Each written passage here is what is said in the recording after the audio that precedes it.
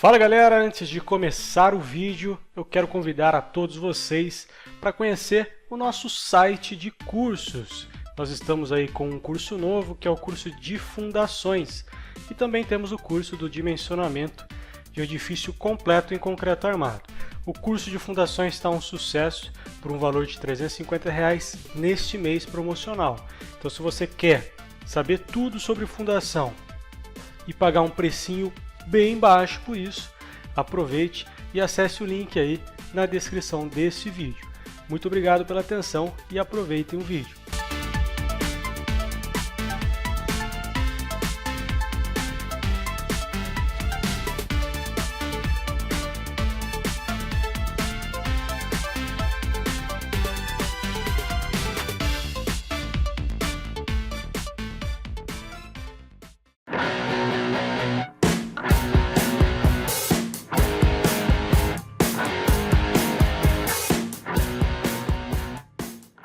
Fala galera, sejam todos muito bem-vindos a mais um vídeo aqui do canal da Engenharia. Aqui quem fala com vocês é o engenheiro Felipe Rodrigues e no vídeo de hoje, mais uma aula aí da nossa série do sobrado completo.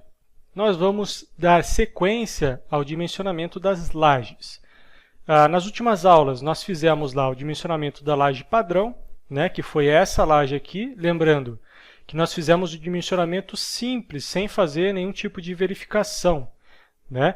Que é o processo comum. Né? Primeiro a gente faz o dimensionamento e depois fazemos a verificação, né? Ou também podemos fazer tudo num pacotão só. Eu gosto de fazer todo o dimensionamento e depois fazer verificações em alguns elementos. Tá? Vou fazer dessa forma aqui, de forma proposital, porque se caso der algum problema, eu vou ensinar como solucionar esses problemas. Por exemplo, se alguma laje não passar numa flecha, por exemplo, que possivelmente não vai passar por conta aí do vão, nós vamos ter que achar uma solução. Qual solução é essa? Vocês vão ver na aula das verificações, certo? Então, nessa aula de hoje, nós vamos ver o seguinte, nós vamos calcular a laje em balanço, essa lajinha aqui, laje 102. Né? Então, essa laje 102 ela tem uma peculiaridade que é uma alvenaria bem na ponta do balanço, o que não é tão comum assim para esse tipo de laje. Eu fiz isso simplesmente para conseguir trazer um conteúdo mais didático para vocês, né? Trazer uma solução para essa questão de lajes em balanço. Mas não é tão comum se colocar a alvenaria, pelo menos não uma alvenaria cheia, né? Que é uma alvenaria de parede, no caso, em cima de uma laje, apesar desse balanço não ser um balanço tão grande assim. Então, nós temos dois casos de laje em balanço nesse projeto, a laje 102 e a laje 103, nesse trecho aqui apenas. Ó. Eu tenho um trechinho aqui que ele tem um balanço. Então, nós vamos calcular na aula de hoje a laje 102 e na próxima aula a laje 103 dessas duas lajes.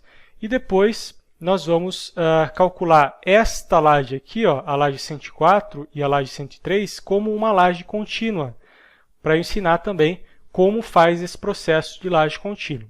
Certo? Então, vamos lá aos trabalhos, então.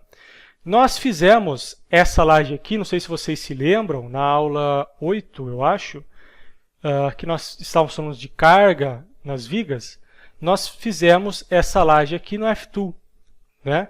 Então, eu tenho esse arquivo aqui do F2, que foi o arquivo que nós fizemos naquela aula.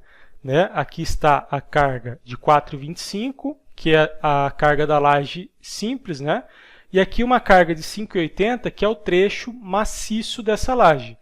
Né? Que a gente tinha comentado que o trecho maciço da laje vai em cima onde eu tenho um momento negativo, para eu conseguir posicionar as barras nessa área, nessa região de concreto cheio, né, de seção cheia de concreto. Porém, como essa armadura vai estar na capa de compressão, muitas vezes a gente pode ignorar essa seção cheia. Mas eu vou mostrar para vocês aqui que nesse caso aqui não passaria com uma seção cheia. Tá? Uma seção que não fosse cheia, corrigindo aí. Então a seção ela tem que ser cheia e vou mostrar para vocês o porquê. Então vamos lá, vou abrir aqui nosso MatCAD e iniciar aí o levantamento desses dados. Então, eu vou colocar primeiramente aqui um nome para isso, né? Cálculo, laje treliçada em balanço. Vou colocar aqui laje balanço, que é a L102. Então, essa é a laje que nós vamos calcular. Os dados. O que eu tenho de dados aqui? Os mesmos dados que nós já trabalhamos, né? Que é o BW, que é a largura da seção, que nós já sabemos que é 9 centímetros, que são os 12 centímetros menos 1,5 de cada lado. O H, que é a altura total da seção, que no caso aqui é 12 centímetros. Nós estamos trabalhando com uma LT12. E também nós temos aqui o D, né, que nós também calculamos lá como sendo 10,5 centímetros. Felipe, onde nós calculamos isso? Nas últimas aulas. Se você caiu de paraquedas aqui nessa aula, por favor, não deixe de assistir as últimas aulas, porque senão você não vai entender nada do que a gente está fazendo aqui. Então, vou deixar no link aí, desse vídeo toda a playlist para vocês assistirem. Então, vamos lá. Passando aí a parte dos dados, a gente já pode calcular o momento, né? Porque não tem tanto segredo. Cálculo do momento, que será exatamente o momento que nós temos aqui, ó. Tá? Porém, essa viga aqui vale salientar o seguinte: nós estamos utilizando uma faixa de 1 metro. Né? Vocês podem reparar aqui, nós tínhamos lá uma carga de 4,25 kN por metro quadrado. Se eu separei uma faixa de laje com 1 metro de largura, eu vou ter uma carga linearmente distribuída de 4,25 kN por metro. Exatamente o mesmo acontece aqui para a seção cheia, né? Que eu tenho uma seção cheia de concreto aqui, equivalente a 12 centímetros de espessura. Porém, nós não podemos considerar uma seção de 1 metro no caso de lajes treliçadas. Pelo menos não na faixa que eu não tenho concreto de seção cheia. Tá? Nesse caso aqui, eu tenho um concreto de seção cheia. Certo? Então, eu não tenho os elementos de enchimento, né, que são os EPS no caso. Então, aqui eu posso considerar uma faixa unitária. Porém, aqui eu não posso considerar uma faixa unitária. Eu tenho que considerar uma faixa com área de influência de acordo com a modulação das minhas vigotas. A vigota que eu tenho lá no nosso projeto, ela tem uma modulação de 42 centímetros, como nós já vimos lá em algumas aulas. Né? Então, essa é a modulação. Nós temos aqui o elemento de enchimento, a minha vigota, e a área de influência de uma vigota é 42 centímetros de piso. Então, para eu encontrar a área equivalente de uma faixa de 42 centímetros para essa carga de 4,25, o que nós temos que fazer? Simplesmente pegar essa carga de 4,25 e multiplicar por 0,42. Tá? Então, se eu abrir aqui a calculadora, eu vou pegar 4,25 vezes 0,42. Eu tenho 1,78, vai, arredondando. Como é número par, vamos deixar 78 mesmo. Então, ao invés de eu colocar 4,25 aonde eu não tenho seção cheia, tá? Então, eu estou fazendo uma opção para vocês de apenas considerar os 42 centímetros de área de influência onde eu não tenho uma seção cheia. Assim, a gente vai a favor da segurança, tá? Principalmente em relação a esse momento negativo, que é o mais importante para a gente. Por quê? Vocês vão reparar que, ó, se eu aplicar o momento aqui, eu tenho um momento de 2,5 kN metro aqui e um pico de momento negativo de 4,8, considerando que eu tenho uma seção de 1 metro de largura, tá? Como se fosse uma laje maciça, por exemplo. Porém, se eu aplicar aqui nesse outro arquivo que eu tenho, aplicar o 1,78 ao invés de 4,25, eu vou diminuir esse momento positivo, porém eu também vou manter esse momento negativo próximos dos 4,8. Certo? Como aqui nessa laje eu vou tentar usar aquela mesma laje padrão, né, que nós calculamos lá, que deu 2 bitolas de 10 milímetros, se não me engano, de armadura adicional, que já vai resistir a 3,5 kN de momento positivo. Como aqui eu tenho 0,7 ou, no pior dos casos, eu tenho 2,5, aquela laje que nós calculamos lá como laje padrão, ela vai conseguir resistir também a esse vão de 2,85 com uma carga de 4,25. Tá? No pior dos casos, se eu estivesse considerando uma área de influência de 1 metro, que não é a realidade. Tá? Nós estamos considerando a área de influência de 1 metro apenas aonde eu tenho uma seção cheia. Tá? Para quem não está entendendo o que é uma seção cheia, é uma seção onde eu não tenho elementos de enchimento. Certo?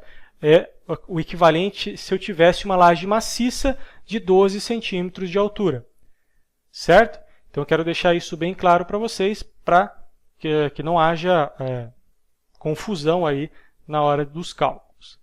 Certo? Então, em teoria, o mais próximo da realidade que nós temos é considerar essa parte onde eu tenho concreto maciço como uma seção cheia, com uma área de influência de 1 metro, e nessa parte aqui como uma seção com elementos de enchimento com uma área de influência de 0,42 centímetros. Certo? Assim a gente mantém todas as tensões, né, favoráveis aí à segurança, no caso principalmente desse momento negativo. Tá? Então o que eu vou fazer? Vou voltar aqui para o meu MATCAD e vou colocar o MK, que é o momento que nós encontramos lá, de 4,7 kN/m. Certo? Espero que tenha ficado claro, eu falei bastante, mas é para explicar aquela questão de quando considerar uma seção cheia, quando não, e também em relação às cargas. Tendo um momento, eu posso calcular o KC, para que a gente possa entrar com esse dado lá na tabela do KC/KS. O KC é BW vezes D ao quadrado. Tudo isso dividido por 1,4 vezes o nosso MK vezes 100 para ajustar as unidades. Porque aqui eu tenho kN/m, mas eu quero kN/cm aqui. Né? Para entrar nessa tabela, eu preciso kN/cm. E vejam só, eu tenho um KC de 1,5 ou 1,51 arredondando. Se eu for aqui na minha tabela do KC/KS, aonde eu vou estar com esse valor? Ó. O meu concreto é o concreto de 30 MPa, venho descendo aqui. Essa faixa, que é a faixa ideal para se trabalhar, né, que é o KC igual a 2, eu estou bem no meio aqui praticamente do domínio 3, que é o domínio ideal para se trabalhar com concreto armado. Eu tenho 2 de KC. Então, deu 1,5 de KC lá. Então, eu tenho que descer até 1,5. E vejam só, 1,5 eu já estou entrando no domínio 4. O que não é nem um pouco desejável, tá, pessoal? Nós temos que evitar ao máximo trabalhar no domínio 4, porque nós estamos utilizando muito do aço e pouco do concreto. Então, isso pode causar aí, rupturas também conhecidas como rupturas frágeis. Não tão frágeis como trabalhar, por exemplo, no domínio abaixo do 2, né, onde eu tenho muito concreto e pouca armadura, mas eu também tenho aqui uma condição de estruturas superarmadas, o que é algo indesejável. Então, nós temos que trabalhar sempre aqui, ó, entre essa faixa de 4, de 0,4 aqui de beta-x, até 0,5, que é o máximo que eu posso trabalhar, ou seja, com metade da seção, considerando a profundidade da linha neutra. Então, se eu trabalhar apenas com esses dados aqui, ó, de BW de 9, que seria considerando apenas a vigota, eu não vou conseguir distribuir as armaduras e a minha estrutura estará dentro do domínio 4. Então, o que eu tenho que fazer? Eu tenho que justamente considerar uma faixa unitária, ou seja, uma seção cheia, uma seção maciça de concreto. Então, por isso que a gente tornou essa faixa aqui, né, conforme a gente viu lá na aula 8, essa faixa mais ou menos de 1 metro para cá, né? A gente colocou 1 metro, uma condição de 1 metro para cá. Toda essa parte aqui nós vamos fazer com concreto maciço, né? Uma laje de concreto maciço, utilizando aquelas lajotas de PVC, né? Que são lajotas apenas que servem como forma, né? Ela não é um elemento de enchimento, ela não está ali para ocupar espaço, ela está ali apenas exercendo a função de forma. Então nós vamos tornar essa seção toda maciça para que a gente possa, então, conseguir manter o domínio do concreto dentro dos limites ali do domínio 3 e também para eu poder posicionar as minhas armaduras negativas, não somente as armaduras negativas na capa de compressão, mas também utilizando de toda a seção maciça que eu tenho de concreto. Certo? Então, se eu voltar aqui, eu posso fazer o seguinte, alterar esse BW, vou colocar um BW linha aqui, como sendo 100 centímetros. E eu mudo aqui para um BW de 100 centímetros. Eu coloquei um BW linha aqui, e aí alterei o meu KC, que foi de 1.5 para 16.75, o que é muito mais favorável. Eu estou aqui, apesar de estar dentro do domínio 2, né, eu não estou dentro daquela questão de estruturas superarmadas, certo? Então eu estou aqui entre 17 e 11, onde eu tenho um KS de 0,23 ou 0,24, certo? Vou utilizar então aqui um KS de 0,24, que é o mais favorável aqui para nós. Então o meu KS será então 0,024. O meu beta-x, ou o meu x aqui, né, calculando, vou colocar aqui o beta-x, ele será, nesse caso, aproximadamente 0,04. 0,04. Né? Então, se eu pegar lá o meu d vezes o beta-x, eu tenho a profundidade da linha neutra, que deu 0,42 centímetros. Então, é uma profundidade muito pequena, né, que a gente pode simplesmente desconsiderar. E aí, então, tendo essas informações, nós podemos calcular a armadura. Nesse caso, armadura negativa. Muitas pessoas se confundem. Você está calculando armadura negativa, armadura positiva. Se eu estou vendo aqui esse momento, esse pico de momento para cima, é porque eu estou calculando uma armadura negativa, ou seja, eu tenho que calcular as armaduras que vão na parte superior da minha laje. Quando eu estou calculando aqui a barriguinha do momento, eu estou calculando uma armadura positiva, ou seja, as armaduras têm que ir na parte inferior do meu elemento estrutural, certo? Então, para calcular as armaduras, aqui então é AS igual ao KS vezes o 1.4 vezes o MK vezes 100 para ajustar as unidades, tudo isso dividido por D. E nós temos uma armadura, então, de 1.5, né? 1.5, tem que ser 1.5, não dá nem para arredondar para 1.51 centímetros quadrados. Certo? Então, essa armadura de 1.5 centímetros quadrados é a armadura negativa que nós temos que colocar na face superior da nossa laje. Se eu vier aqui na tabela de aço, vejam só, geralmente armaduras negativas, armaduras de laje, são armaduras de bitola pequena, né? Pode ser de 5 milímetros, que daria aqui no caso 8 barras em 1 metro, ou eu posso colocar uma armadura de 6.3, que é mais comum, onde eu tenho aqui 5 barras em 1 metro, ou seja, um espaçamento de 20 centímetros. Se eu tenho 5 elementos dentro de 1 metro, eu tenho 20 centímetros de espaçamento.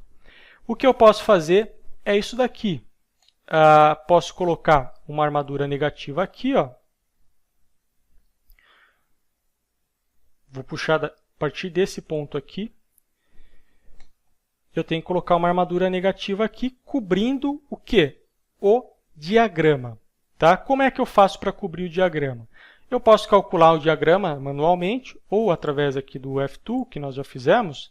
Eu tenho que colocar as armaduras no ponto onde o meu momento é 0 mais um arranque. Tá? Então, eu coloquei esse pontinho aqui, não sei se vocês estão vendo, ó, é exatamente onde o ponto o momento é 0. Ó. Deu 0,1. Se a gente conseguir trazer um pouquinho mais para cá, ó, quer ver? Estou colocando o dedo na tela aqui para salvar o ponto. Eu venho aqui e coloco um pontinho aqui. E é onde o momento é 0. Está vendo? Bem no ponto onde o momento é 0. Eu tenho que aplicar as minhas armaduras aqui, ó, daqui até a ponta do balanço. Então, eu tenho que ter uma armadura de 1,77 mais um arranque, que pode ser aí 13 vezes a bitola, se não me engano, se não me falha a memória. Tá? Então, vamos considerar isso. 13 vezes a bitola, 8 centímetros. Vamos arredondar para 10 centímetros. Então, eu vou colocar aqui, por exemplo, uma barra de 1,87, 1,90. Então, é isso que eu vou fazer aqui. Ó. Ou até posso arredondar para 2 metros. Então, eu acho que fica mais fácil. Então, eu vou vir aqui, ó. Eu vou fazer o seguinte, eu vou dar um offset do cobrimento, aqui, ó, de 0,25,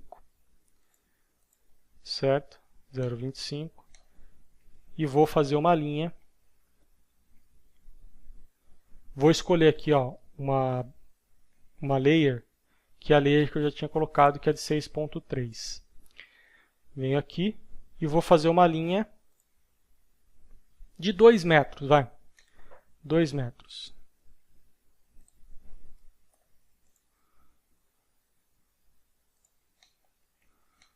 Vejam só. Aqui eu tenho uma linha de 2 metros, então. Na ponta do balanço até aqui.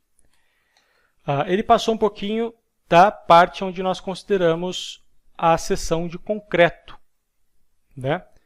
Mas até aí não tem problema. A gente vai colocar na capa de compressão da laje. Né? Como essa armadura vai ficar bem alta, não tem problema ele passar um pouquinho. Até porque ali vai ser o arranque. Né? Então eu tenho 0,2 centímetros de espaçamento. E eu vou copiando isso daqui a cada 0,2 centímetros. Até o final desse trecho da laje.